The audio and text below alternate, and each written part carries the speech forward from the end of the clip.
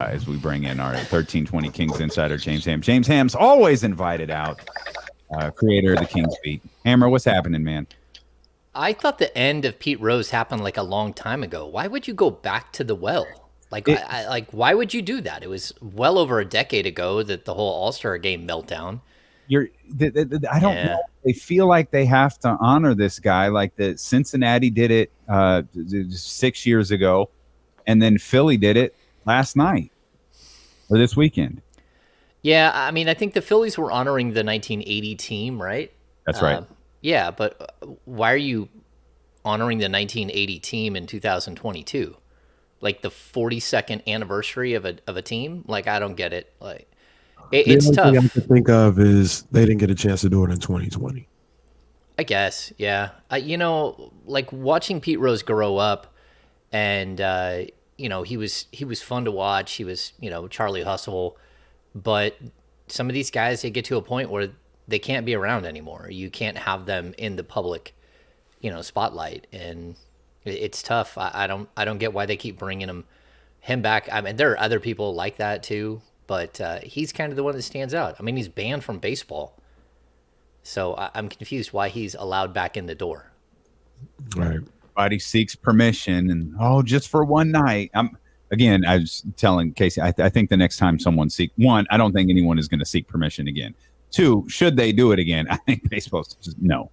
We're good on Pete. Let's like Pete will get a nod, I'm sure, after he's dead and can't give a speech anywhere. Like at some point, he's going to be allowed to go into the Hall of Fame. Someone's going to let him in there, and it'll be after he's dead, and you can move on, and we'll never have to hear him talk. I don't think that will happen. I don't think they'll ever let him in the hall. Yeah, just like I think Bonds and that whole group is going to have a tough time for the steroid era. But I don't know. I mean, Pete Rose bet on baseball. He bet on his own team. To be clear, too, I think the steroids thing is stupid, too. Like Roger Clemens, there's nothing more egregious than Barry Bonds not being in the Hall of Fame. Roger Clemens is really close. Yeah. And I'm not a Roger Clemens guy at all, but I'm also not stupid. Like, right. I know what he is. Like, the fact that those guys aren't in the Hall of Fame is... Yeah, I mean, even the problem that I have with a lot of that is, they say, oh, well, this is when I started taking it. And it's like, okay, prove that. Prove that that's when you started taking it. Because, I mean, Roger Clemens was done. He was washed. And he was washed in an era where in order to get into the Hall, you needed 3,000 strikeouts, you needed 300 wins.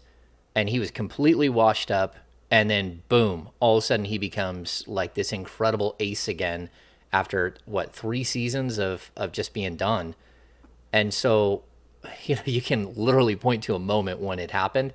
But again, with Bonds, like, yeah, sure, his head got bigger when he was older, but you can't tell me when he started taking steroids and when he didn't, because I have friends who played college baseball around that time. And it was so prevalent in college baseball that it was outlandish. Like, guys either got drafted or didn't get drafted, whether they took steroids or they didn't take steroids. And even to that point, that goes to the point of, I mean, who is he facing? He's facing a guy that's probably roided out of his mind. Everybody talks about the epic matchup between him and Eric Gagne, in 2000, whatever that was, 2002 or something like that. I mean, I don't want to say the whole league because I'm sure there are guys on there, but how you police just those two guys in that era. And mind you, there's been guys. Well, it's not just those two. Because Sosa and McGuire have the stats to get in. Sosa does. McGuire's fringe. Well, he's fringe, but he still has close to 600 home runs, doesn't he?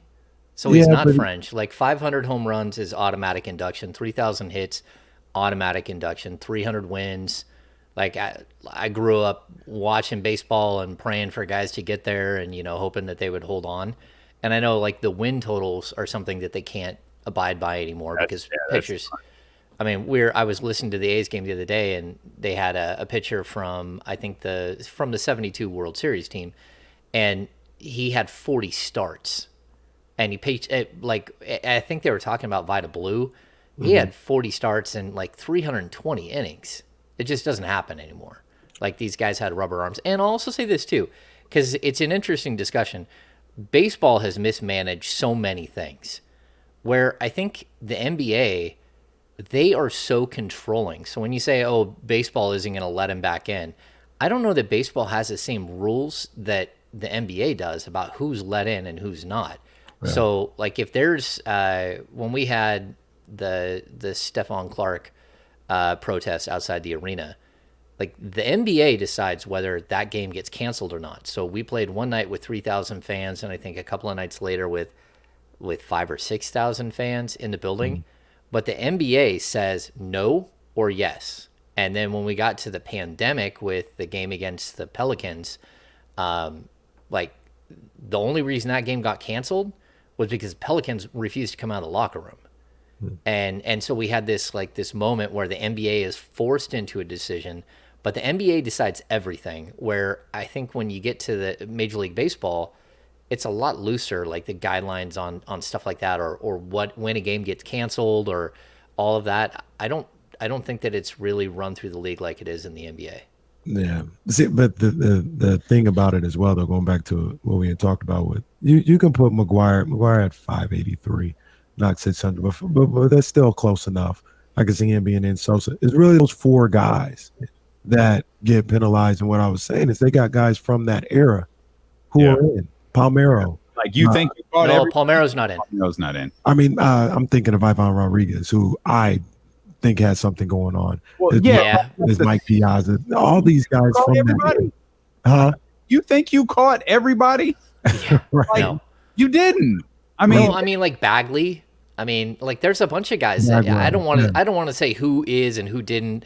You know, Frank Thomas was a ginormous man. There's a lot of guys that you have question marks about, and I don't think we'll ever know the end of it for sure. Like even like Big Papi, like steroid. Didn't Papi get caught? Oh, I don't know. I know Tejada and Palmeiro flat out got caught. No, what happened? Papi might have got caught, but what happened was he was eating with the boxers. He right, the tainted meat. But I think it was a situation where when they had that study or the investigative report where it was every team but the Red Sox. Well, they had a list of names and they would never release the list of names. And there are a lot of like assumptions on who is on that. Like I remember Miguel Tejada getting caught when he was with Baltimore, and he blamed it on getting a vitamin B shot in his behind from Palmeiro.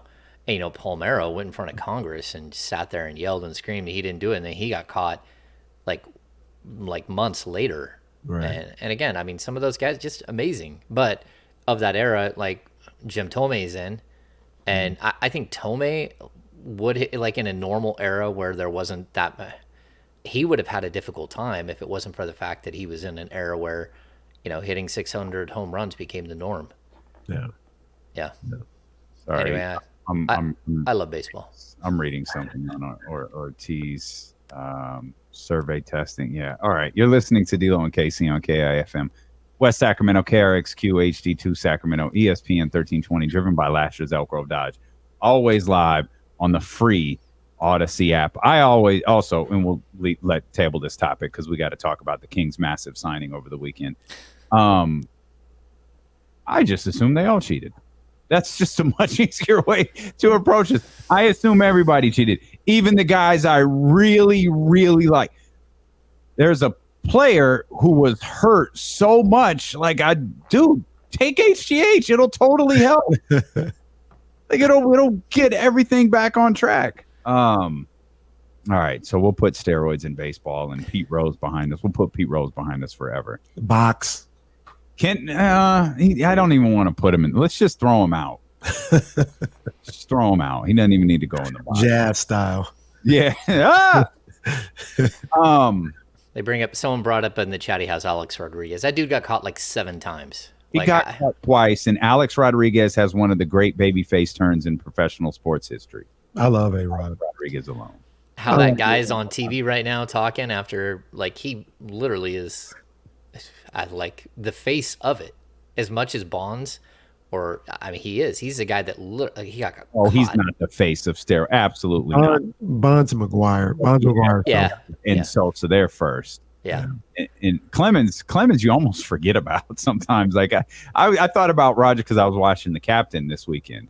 Phenomenal. I was wrong. Like that show is just great. A1. I apologize to Derek Jeter for not thinking that first episode was good. I stand by the first episode wasn't interesting. It was mid. Everything else has been, especially these I guess we're mid-series, wherever we are. Really, really good stuff. Like, oh, that's Roger Clemens. Like, I feel like I don't see him very often. Like, I forgot about him. Okay, now we'll leave baseball behind. I like Alex Rodriguez, too. I do like Alex Rodriguez. It's kind of my boy right there, A-Rod. I like A-Rod. James hates him, but now we'll leave baseball. Tell us about Kent Bazemore, the Kings' big championship signing of the week. We've had an extensive conversation today about Kent Bazemore and where he fits and like how this works. And I mean, we'll start with this. Kent Bazemore on the roster opening day? Yes. Okay. Yeah, I mean, I don't know what that means for Matthew Dellavedova or Chima Moneke or KZ Akpala or I know what it means for one of them. Chimezi Metu. One of them won't be on the team. I think Bazemore will be on the team. Okay. Yeah. I've always said that one of the biggest mistakes that McNair made was even if he would have just come back with the same team in that first offseason and, brought back Alex Lynn instead of Hassan Whiteside and Kent Bazemore instead of Big Dog son, Glenn Robinson the third. Like if he would have just done that, like that team would have been okay going into the next season. But I just thought that they were stripped of all their depth. And Bazemore is one of those guys, man. He does a lot on the court. Sometimes he does too much. But with the Kings, I felt like he was empowered, and I felt like he empowered others. And I don't think that works when he goes to a veteran team like the Lakers or, again, Golden State. But I think with the Kings, it totally works. And it's funny, we talked about this on Friday, how him and Anthony Tolliver both got traded to the team at the same time from different places, if I'm not mistaken. It was Trevor Ariza got traded for Bazemore. And they, after like 2 games, they held a team meeting and said, look, you guys aren't this bad. We all watch you from the outside.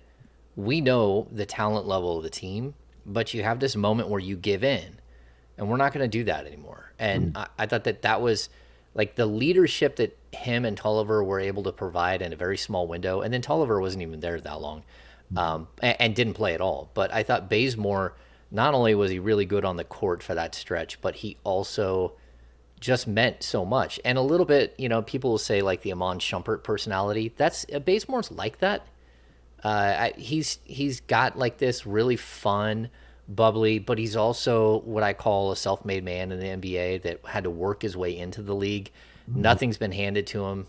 He did make $19 million a year for like 4 years from some crazy contract that the Hawks signed him to. But I think he's a great 10th, 11th, 12th man to have on your roster. He's a guy who is a professional player who can come in, and if you need him to play, he'll play. A little bit like Garrett Temple, and just a good spirit, really good spirit.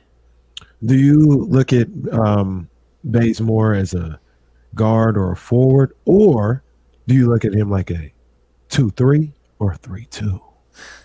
Yeah. I'm not sure that it really matters. I think he is, at this point, I think he's probably more of a 3-2. And he started some games, if I'm not mistaken, at the 3 for the Kings. I just think that you needed depth at that position. And even if it's depth that might not play a lot, because we've talked about how the backcourt is so stuffed and how you're going to have to steal minutes at the 3 and how, Akpala and Chima Moneke were up against it either way. Because Herter's going to play a bunch at the 3. I don't think it really changes much. I just think if you have injuries, now you have more depth, and you got a guy who is going to be on the sidelines rooting on his team and having good conversations with guys and making sure the guys are being professional. And him and Harrison Barnes are super close. But that's something with Harrison Barnes. Harrison Barnes is super close with a bunch of guys. But they played in their rookie year. I think it's their rookie year together in Golden State. Yeah, just like Justin Holiday and Harrison Barnes were very close. So anyway, yeah, I think he's a nice add this late in the offseason. You could do worse. Yeah. If you were to make a depth chart of positions for the Kings, if Harrison, he's at the the three spot. He's number one on the depth chart. Is Bazemore second, or is Kevon Huerter second?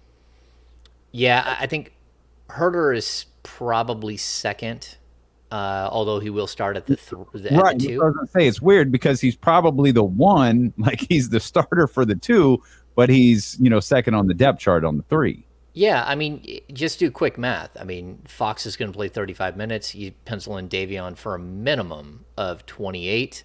So what is that, 63? That leaves you a whole 33 minutes to split between Monk and Looney. Monk and Herter at the two.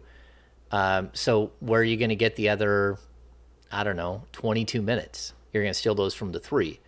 And Harrison Barnes is going to play more than 26 minutes. So where are you going to take those minutes? And he's going to slide over and he's going to play the four. And so I think that there is a nice tight, like 8.5, 9-man rotation that you can see kind of penciling out pretty quickly. But like you have to have depth in the NBA, and you can't get to like player number 10 and then no one else has any experience or no one else is reasonably good enough to play. And having guys like Alex Len and Bazemore and even Metu, who's been in your system for a little while, Trey Lyles, we haven't even brought up Trey Lyles. If Dellavedova makes a team, that's going to be another, just those guys are professionals. And it's like when you're watching a baseball game, and if you don't have professional hitters at all 9 spots, you're going to get toasted. And if you got a bunch of guys batting 200 or their on base percentage, even if they're batting 200 but they've got an on base percentage of like 380, that's still a professional hitter. He knows how to go up and handle himself. Well, the Kings have gone into plenty of seasons in the last few years where they don't have professional players after a certain spot, or guys who are still that would play on any other team. And that's a problem. You can't walk into a season with 4 guys who are either second round picks or undrafted in the last 2 drafts, and they eat up 4 of your 15 roster spots. And that's what the Kings did like 2 years ago. So that's just not a good way to like build something that can be successful. Yeah, James, to your point, we talked about it earlier, and I look at how you do the depth chart and how you would get Baze in there.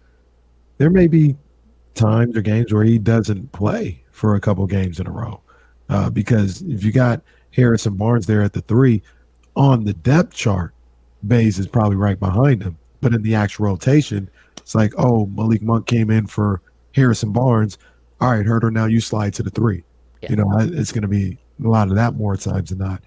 And I think Bazemore is really good for that role. I think he would understand that role. He'd be accepting of it. He'd be ready for if he's called into a game or if somebody goes down for a game or two to step up.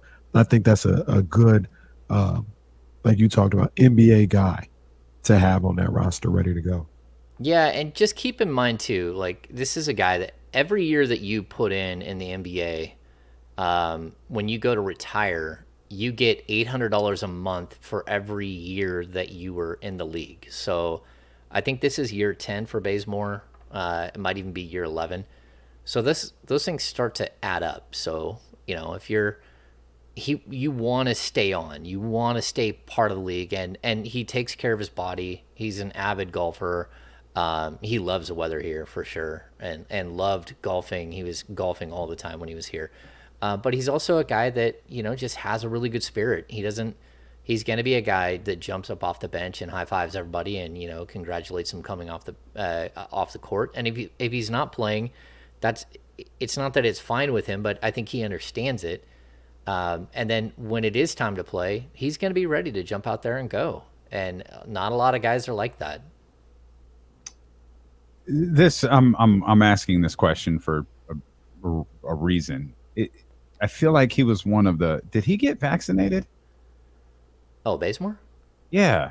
Oh, I don't know the answer to that. I bring that up. That's. I promise that's not random. NBA players must be. This just in an ESPN report. Says NBA players must be vaccinated or have medical clearance to play in Canada. Obviously, for a team like Sacramento, that's not that big of a deal. That's one game. One game.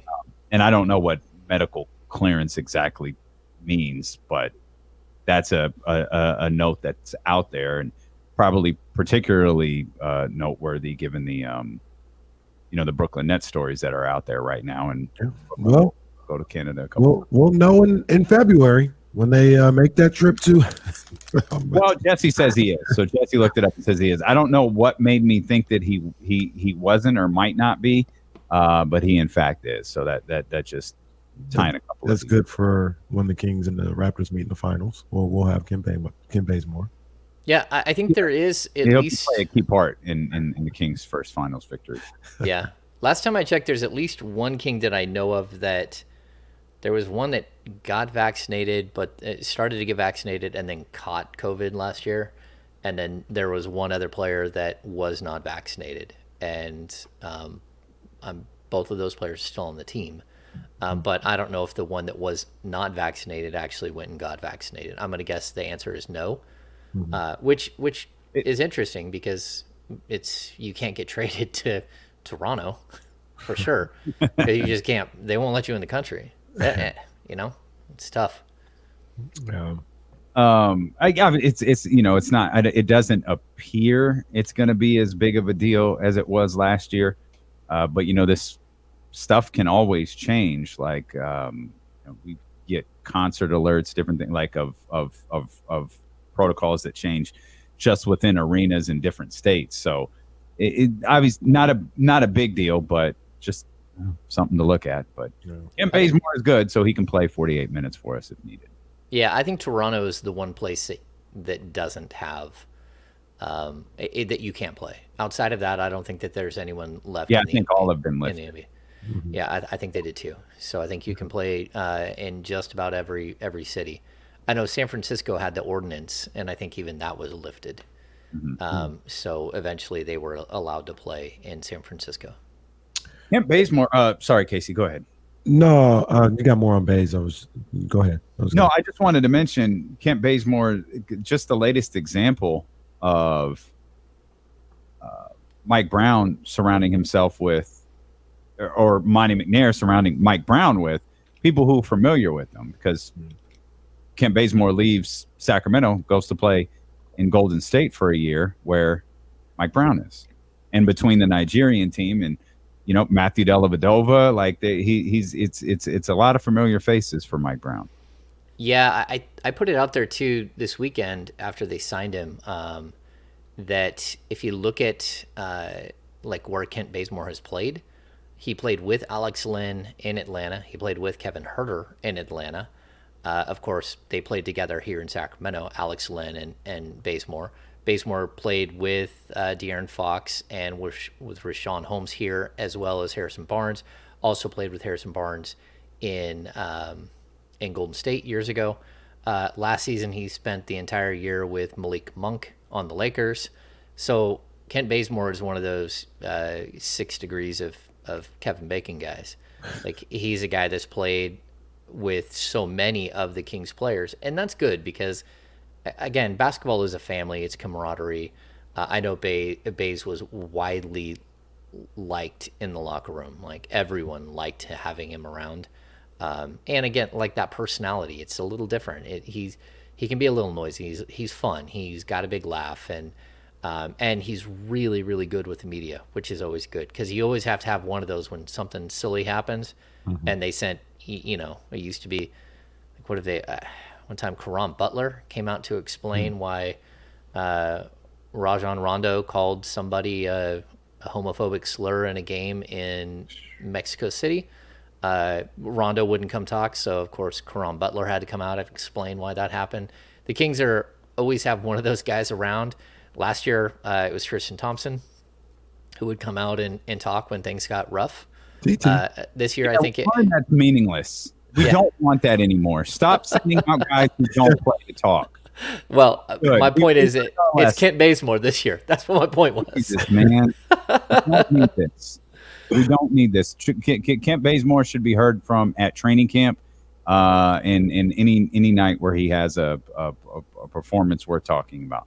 Do not send Kent Bazemore out there to be the fall guy when this team goes 0 for 4 against the Rockets, Magic, Pacers, and Pistons. Yeah, that can happen. That can happen. Yeah. So James, they went out, they get a Kent Bazemore, and they kind of solidify that spot, that wing defender, hardworking guy. I think they're about done for the off season, and ready to go into camp. But some people say they still need more. They're still looking for more, and if they need more, there was a guy that I was thinking about, and I was like, well, what about Carmelo Anthony? Didn't we have this discussion once? And didn't I just want to reach through the screen and slap you? Yeah, I just Carmelo wants more. Before you continue, that was the joke. The discussion was just with me. And you did want to reach through the computer and slap me. Instead, you hit yourself on the head, and that's what we were all waiting to see, was if you were going to hit yourself on the head again. This was premeditated. I'll be honest. This was premeditated back to the first hour. Yeah, I don't really want Carmelo Anthony on the case. I remember now slapping my head, and then of course, once I get slapped anywhere, I turn bright red.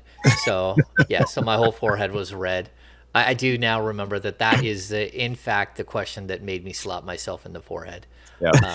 Yeah. I know you guys that wouldn't make any sense. And if you need a bench scorer midway through the season and there's someone like that, you need something like that. People always ask, why not just sign DeMarcus Cousins? And it's because you already have 4 centers. You might even have 5 centers on the roster. Guys who are better playing center than any other position, and that just doesn't make any sense. So I still think there's a team out there that works for DeMarcus. I hope so. I hope Clippers works perfectly for him. Well, I wouldn't doubt that Denver looks at him again and says, "Hey, can we work it out?" So it'd be a good spot for him too, especially because the Celtics. I've been trying to get DeMarcus Cousins in a Celtics uniform for 10 years. So yeah, it works too. And I never wanted him on the Celtics. That used to always irritate me. I always thought it made sense. I guess that's always the trade that I'll wonder. What would Danny Ainge have given up to land DeMarcus Cousins if he knew he was available? Yeah, that's a good question. Yeah, I don't know. I hope Cousins lands in the league again. I know he showed last year that he still had some left in the tank, and give him a shot to go out there, not in Sacramento, but to go out there and play some minutes somewhere.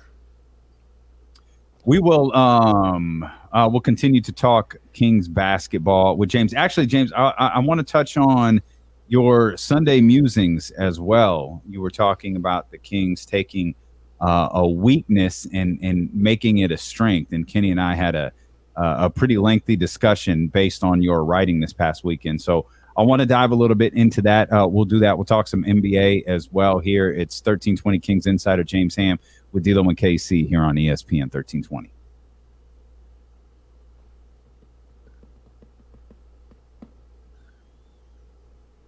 Oh, we're clear. Jesse says, when you look at it, it probably would have been Jaylen Brown. Jaylen Brown was a rookie that year, and he probably would have been the center of that. Yeah, but did they actually go after him? I don't remember them going after him hard.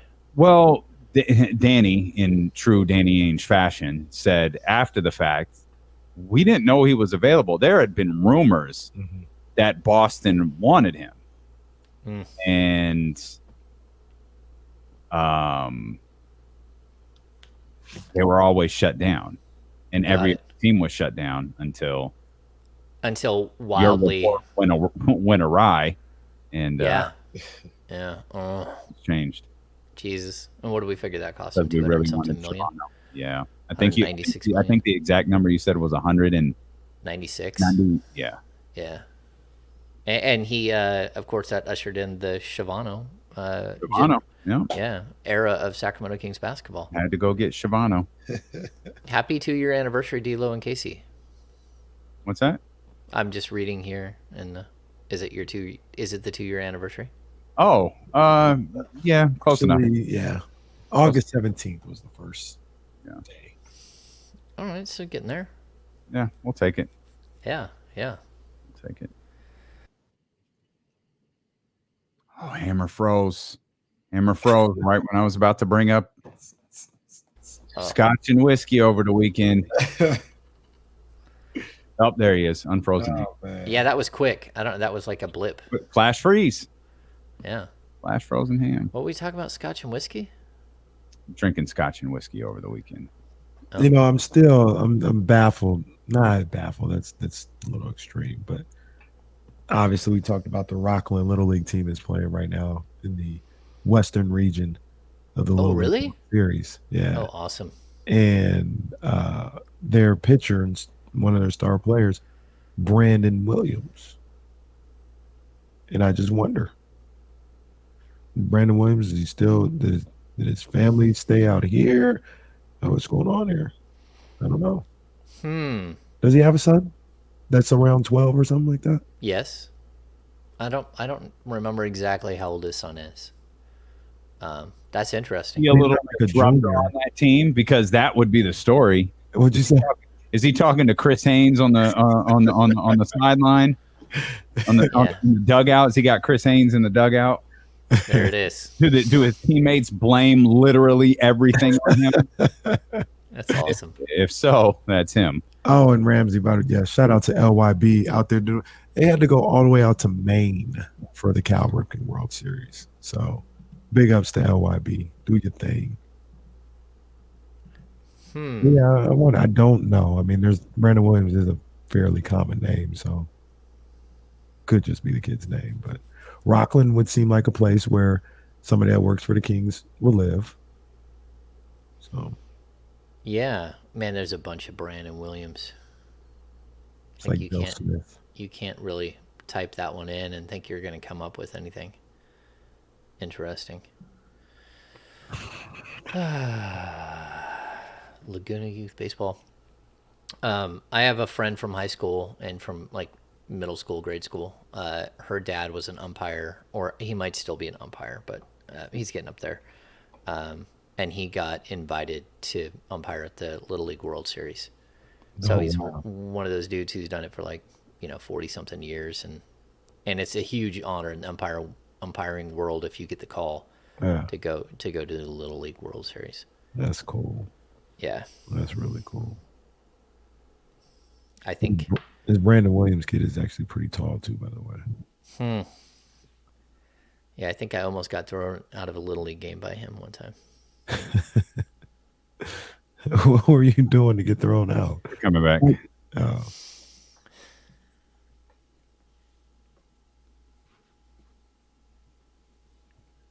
Also live on twitch.tv/ESPN1320 and youtube.com/ESPN1320. Fun conversation during the commercial break as we're watching Rockland compete in the Little League World Series. One of my favorite things to see when watching Little League baseball is how many players hold off the ump, like I'm not ready. They got their hands up as they're playing, getting in their batting stance. Yeah. Not yet.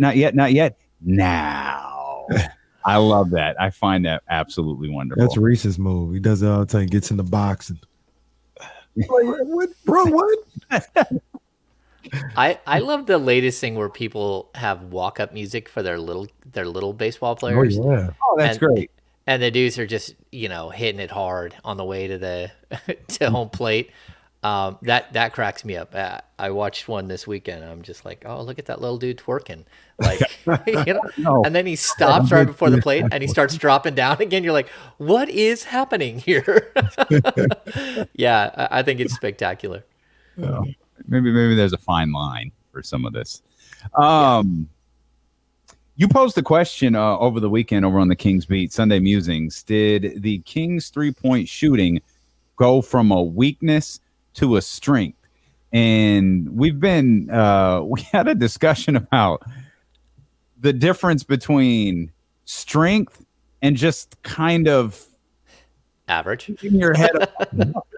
So we and yeah, obviously we're having a conversation, we're having fun. You used a lot of numbers to support this article. What did you come up with what you feel like is a definitive answer before seeing him on the court, whether this is a strength or a weakness? Yeah, I think it's a huge strength actually, because if I look at the rotation and I consider, like, if I'm going to look at a top 9 of the rotation, Trey Lyles might be in that top 9.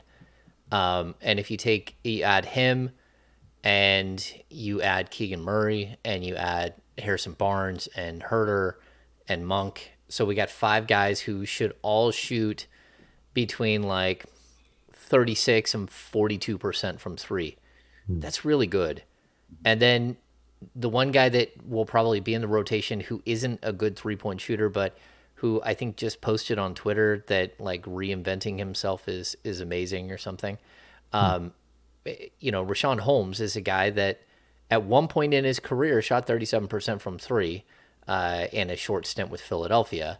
And then like we get to the point where if you get any improvement from Fox and Davion Mitchell and Domantas Sabonis, all of a sudden this could be a team that has, 8 guys in the rotation that are all hoisting a lot of threes and are all, shooting it. Like as a team, you could shoot close to 38% from 3 with that group. And it really does depend, can Fox improve? Because the 29.7% last year, that's just not going to cut it. And he knows that. And he shot 38% in his last 16 games before he hurt his hand. So I think he's a guy that can really improve. I've never understood, well, I didn't understand last season why Davion Mitchell, his number was so low. And I think for his career, he'll shoot between like 36 and 38% from 3.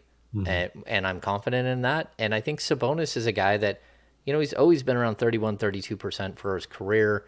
He was really bad for the Kings last year. I think he only shot like 24% in his small window with the Kings. But his shot was so flat, and it looked like he couldn't even push the ball far enough. And all the videos that I've seen, they fixed all of that. So he's been working with, what is it, Lethal Shooter? Yeah. Yeah, and, if you can get all of these guys pulling the same thread, trying to get better in that area, it just makes your offense so much more efficient. Even if it's, Fox isn't above 30%, but everyone else around him is, it's just going to open everything up for him to run at the basket and create. And so I think it can be a strength. Yeah. We talked about it a little bit earlier, and some guys were talking about it brings up a pick your poison type situation. Are you going to try to collapse on Fox every time he attacks the basket and leave the shooters open, and not only shooters, but really good catch and shoot guys like Herter and Monk, Keegan Murray, you're going to leave them open? Or, and the same with Sabonis, you're going to, collapse on him when he has the ball and leave those guys open?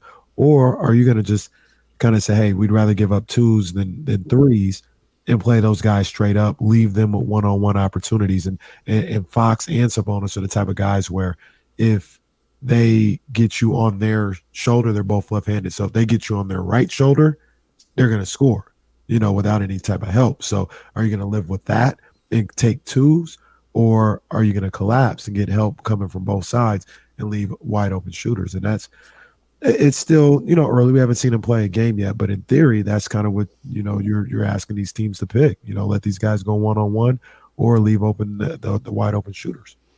Yeah, I mean, going back and looking at how, if you look at Halliburton and Hield when they're on the team, they shot a ton of threes, specifically Buddy. Buddy shot 9 threes a game, and by the end, he was down to like 36.8%. I think Herter and Monk can get up to the volume that we saw from those guys last year, and I think that will be huge. And then when you get to the second half of the season, and I like Dante DiVincenzo, Justin Holiday, I'm not sure what happened there, but they just weren't consistent. And sure, they ended the season with decent numbers, but those were like at the end of the season, they both had a couple of good games where they bumped their 3-point percentages up. They were so bad for stretches, especially when this team had any shot to compete. I thought that those guys shot the Kings out of games, like after the trade deadline. And you're just watching this like, man, how many wide open threes does Holiday, DiVincenzo, Chimezie Metu, like just name that King. How many games did they just flat out shoot you out of it? And I don't think that will be the case this year. The guys that they brought in are just really, really stable 3-point shooters. They're guys that don't hunt threes. They're guys that move off the ball really well and are always in position to catch and fire. And that goes for Keegan. That goes for Herter. That goes for Monk. Monk can create a little bit off the bounce. I think he shot like 34% on 3-point shots that he created. So yeah, I just like the mix. And if Fox and Davion and Sabonis can give you, even if it's 3 or 4 percentage points better than what we saw last year, this team could be really dangerous from behind the arc. That was kind of what I was going to ask you. Do you think the idea is to make the Kings, I get this is probably weird in 2022, but to make them a 3-point shooting team? I think you have to be. It's just weird given that Fox isn't a 3-point shooter. He's option 1. Domantas Sabonis isn't a 3-point shooter. He's option 2, or, vice versa. But you've obviously made an effort to substantially up your ability to hit that shot. Yeah, I think really it always comes back to like the George Karl, which was actually his Vance Wahlberg's offense, the dribble drive motion offense, where he started it years ago, but then he really like refined it in his time in Denver, where all they took was shots at the rim and 3-point shots. And there's a very specific reason, and that's because a shot at the rim is like roughly a 60% shot, like the field goal percentage. So because it's worth 2 points, that shot is actually worth 1.2 shots per possession, right? And then if you look at the corner 3, NBA teams shoot the corner 3 at 40% on average. So that again is 1.2 shots per possession. Any other shot in the game isn't worth shooting at all. Like a 18-foot jump shot, is the likelihood of it going in is like 38%. So you're looking at like 0.76 points per possession. So if one team is scoring 1.2 points per possession every time, and one team is scoring, 0.76, like the margin opens up very quickly. And so I think the modern NBA team has to be able to do 2 things: score at the rim, which the Kings have 2 elite finishers at the rim in Sabonis and Fox. And then you have to surround them with 3-point shooters, because you need that to open up the spacing for everything else. So it's a little complex, but like the design is there. The only question is, why didn't you do it earlier? Because this is kind of what you were hedging towards. And I think having Sabonis really does change everything, because now you have a guy who can hit all of these 3-point shooters from a set position. Mm-hmm. And, we know he can pass from the post. We know he can pass from the high post. If Sabonis can hit the 3 and you can bump out his ability to run the ball through him at the 3-point line, he just becomes that much more difficult to defend. And the Kings become that much more difficult to defend. So I like him as a, we're going to see a lot of rim runners running down court and spacing the court, spacing the floor vertically. And then you're going to see Sabonis come up as a trailer a bunch. And if he can hit that shot, it just changes everything, because now if the defense shifts out to defend him on the 3-point line. I get what you're saying, James, and you're right. I've heard the same things. I hate that they try to eliminate the mid-range shot. Like, Fox is still going to do it. He's super effective at it. Yeah, Fox is going to do it. I think we talk about Sabonis in the way that, he's worked on his shot or whatever the case may be. I used to always say this about Bagley as well. Man, if they could perfect a 15 to 17-foot jump shot, you know what I mean? Like, Chris Webber damn near makes the Hall of Fame off of that, being able to hit that shot and being automatic from that. But getting to the point where, people say like it's a useless shot. Like it's yeah, I don't like that aspect of the game. I don't think it's useless, but I'll make the point here. It's that De'Aaron Fox, who was actually really good from the mid-range last year, from 3 to 10 feet, he shot 46.6%. From 10 to 16 feet, he shot 45.1%, and from 16 to 3-point line, he shot 45.3. So if you round all of those up, it's 0.9, 0.9, 4.92 points per possession. And that's where, his shot at the rim, where he's shooting 71.4% at the rim, that's 1.4 points per possession. So there's no way to make up the gap when, even if you're making a bunch of mid-range shots, your percentages are going to be about 45%, and that's only 0.9 points per possession. And so you got to find ways to hit those threes. You got to find ways to finish at the rim. Again, 71%. The difference between Fox taking a mid-range jumper at literally 0.9 points per possession and him finishing at the rim at 1.4 points per possession, that's a half point every single time down the court. That's a substantial difference as far as like the advanced statistics on it. And that's why we see, that mid-range shot going away. And it doesn't space the floor. That's the other reason. So it doesn't help with the guy going to the rim, and it doesn't really help with the three-point guy either, because now you can defend multiple players in an area because the guy's shooting a mid-range. So do the dominoes fall for this Kings offense, at least in theory, with Fox going to the basket? Or, like, I guess to use the old, do the dominoes fall by working inside out? That's a good question, because this is one of the few teams I think that can work inside out. Between Sabonis and Fox, I mean, you're going to see a huge amount of two-man game early.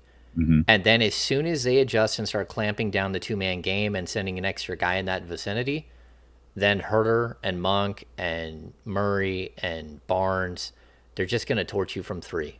And they're all, again, every single one of those guys, they're like a 280 hitter batting second on a good team in Major League Baseball, and all they do is sit there and work the count, and they're ready for their pitch. And, that's what you're looking for. You're looking for that type of system where guys know their roles, guys are waiting and really good at what they do, and they support the idea of your big players. And the idea, again, it's why the Lakers, I don't fear the Lakers hardly at all. Like, can the Lakers steal a playoff spot? Yes. Can they miss the playoffs again? Sure. They don't have any three-point shooters. And when your best three-point shooter is Anthony Davis, and, LeBron needs floor spacers to open up everything for him to control the game, they're making life so difficult on themselves. And that's why I think this is one time where it's like, look, you loaded up. And the Kings weren't a bad three-point shooting team like 3-4 years ago. It just seems like the last year or two it kind of petered off, and you gotta reload if this is how you're going to build your team. And for right now, the faces of the franchise are Fox and Sabonis. If you're gonna have those two as your face, you gotta surround them with as many three-point shooters as possible. I'm gonna assume, maybe I should just ask you, but we'll assume anyway, that you don't think Kent Bazemore was that X factor move to propel them to a play-in playoff guarantee. So you still think they need another move to make to propel them to a guaranteed at least play-in type team?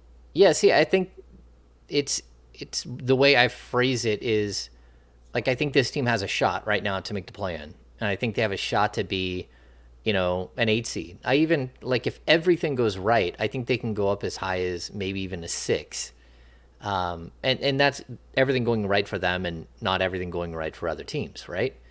But if you want to guarantee, like, this team needs one more move. And it doesn't have to be this year, but if you're going to take that next step, it's going to have to be eventual. And you need to make that move. And the reason why I always bring up the Harrison Barnes issue is because if you lose him for nothing, you take a step backwards, and you don't have the ammunition to go do that, to go make that bigger move. And I think that's what's always going to, like, that's why he gets mentioned so often. Because if you are going to make that move, it's with an expiring guy who, is a good player, but at the end of the day, if you can find a better player by throwing in other assets and changing things around, I think you still have to do it, just because if you lose him for nothing, it's really hard to replace that. Okay, let's see if I can get James to yell at me here with this. Uh-oh. So I'm take ready. what you just said, because you have been you've been adamant about the Harrison Barnes situation from jump, and I completely understand why.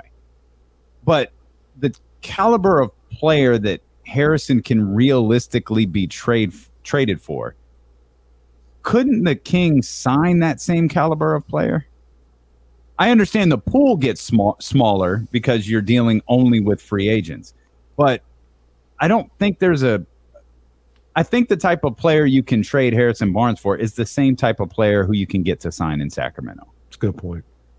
Okay. My rebuttal would be, when is the last time the Kings signed a player that averaged 16.4 points, 5.6 rebounds, 2.4 assists? When was the last time they signed a player that averaged 16 points a game outside of one? I can think of one guy who they signed, and that's George Hill. Can you look that up for me, Jesse? Because what did Malik Monk do? I have to look. 13.8 points per game. Okay. Kevin Huerter, 12 points per game.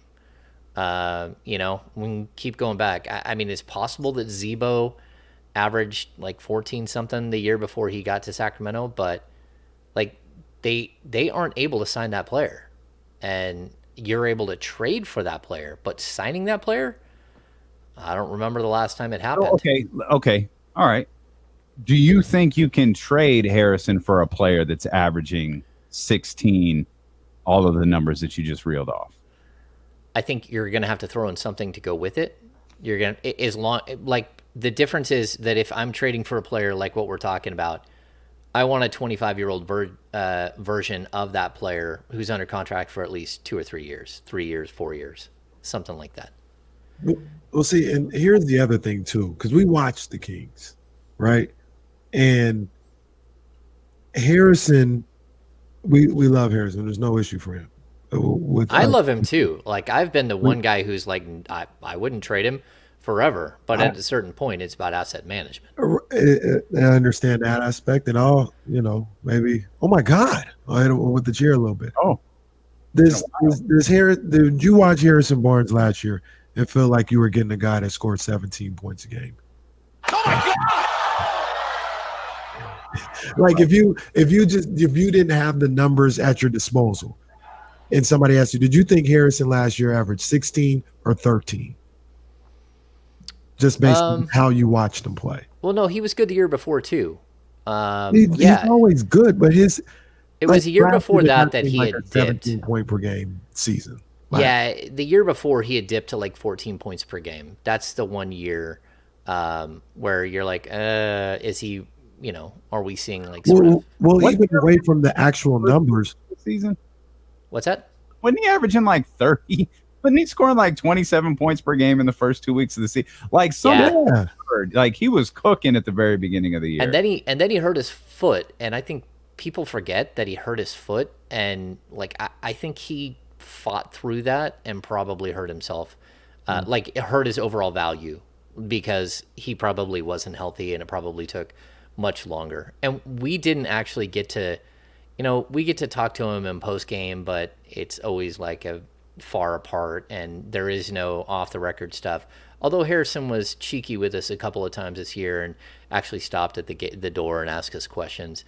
But we don't get that one-on-one time to like pull a guy aside and like, what is going on with the foot? Where is the foot? How, like, I know you don't want to make excuses, but actually just like give me sort of a synopsis of where you are today. We don't get that anymore. Although we might this year, we might get let back in the locker room. But yeah, like losing that ability to have those conversations with people is huge. But I'm going to guess that he probably wasn't right for a month or 6 weeks. And by the time he was, the season was already fading already. And then trade happened and all these things happen, like the snowball effect that happens during the season. I want to say I love Harrison, by the way. And not only do I hope that he stays this year, I'd like for him to reconsider, come back for a couple of years. That's it. Well, that's I'm not lost on Harrison re-signing here. Well, that's what I've always said. Like, if going into this season that this is a situation, like try to get him to stick around for another 3 years. I mean, he's only 30. He easily, the way he maintains his body, and if you put the right team around him and he eventually starts fading where he isn't your third option, but he's allowed to become your fourth option or your fifth option, well, then that's fine. Like, I just think that, Harrison is a guy that I would like to see stick around if possible. But again, you got to work that thing out. Maybe can we you need get to him? measure Harrison's level of happiness. Harrison happy meter. He's been very happy here. Like, maybe, maybe he is in wait and see mode. Maybe he wasn't at the end of the regular season, but maybe he sees what Monty McNair has done and is like, okay, I kind of see what we're doing here. I like this. I think Harrison should be the second extension that's signed, but you get the first one with Monty McNair taken care of, and then I don't know, maybe he feels more comfortable about this. Yeah, I'm intrigued too. I don't know if Harrison was at De'Aaron Fox's wedding this weekend. He was. He was. We were the only three who weren't there. Yeah, and I actually expected you to be there, to be honest. Yeah. Where was it? Was it in Italy? Malibu. Oh, it's in Malibu. Oh, okay. We all could have flown down together. Yeah, we could have driven to that wedding. I mean, come on. That's crazy talk. Pile in one of the Teslas and I was about to say, Damien flying around here. I don't know. That might be an easy ride, flying and hovering above people. I'm totally fine with Harrison Barnes finishing his career in Sacramento. I'm totally fine with that. But if you can't get him to an extension, you got to do what's right in asset management. That's all. We're not finishing our career, but we're finishing our show for the day. We appreciate you so much for being with us.